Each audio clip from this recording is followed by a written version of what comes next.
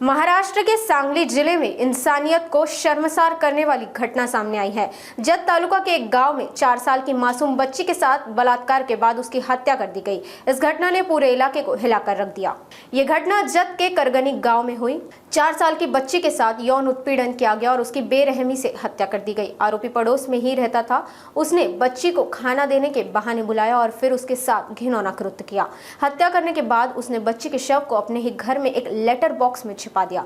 Police और ग्रामीण कल पूरे दिन बच्ची को ढूंढते रहे। इस दौरान संदिग्ध आरोपी भी उनके साथ था। उसकी हरकतों पर शक होने पर पुलिस ने उसे गिरफ्तार कर लिया।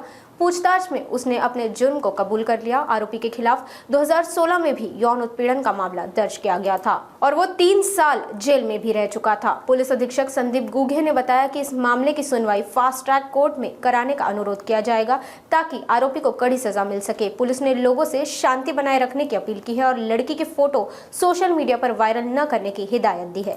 काल दिनांक 6 फेब्रुवारी 2025 रोजी जत तालुक्यात करजगी या गावामध्ये एका अल्पवयीन मुलीवर अत्याचार करून तिचा खून केल्याचं दिसून आले। तर त्या दृष्टीनं पोलिसांनी तात्काळ त्या घटनेची माहिती मिळताच गावामध्ये जाऊन जो संशयित व्यक्ती आहे तो निष्पन्न केला। त्या आरोपीला अटक करण्यात आलेली आहे आणि त्या ठिकाणी उमदी पोलीस स्टेशन इथे गुन्हा क्रमांक 26/25 हा दाखल करण्यात आलेला आहे।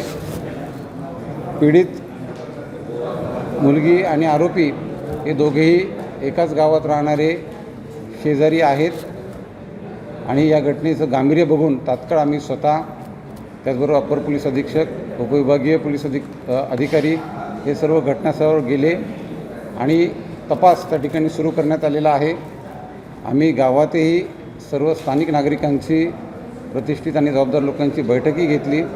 त्यामध्ये सगळ्यांची जी मागणी आहे की त्या ठिकाणी कायद्याची तरतूद आहे, आरोपीवर गंभीर स्वरूपाचा गुन्हा असल्याने त्याला कठोर शिक्षा मिळावी, त्यासाठी पोलीस विभाग पूर्ण प्रयत्न करणार आहे।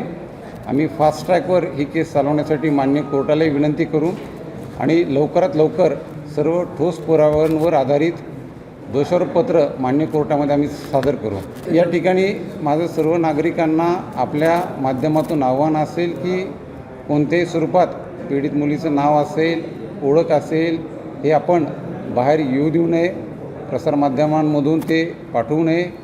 अल्पवयीन मुलगी आहे त्या दृष्टिकोनातून आपण ती सर्व काळजी जबाबदारीने घ्यावी आणि नागरिकांनाही माझ्या या सूचना असतील की आपण असं कोणतेही कृत्य आपल्या हातून होणार नाही याची दक्षता घ्यायची आहे।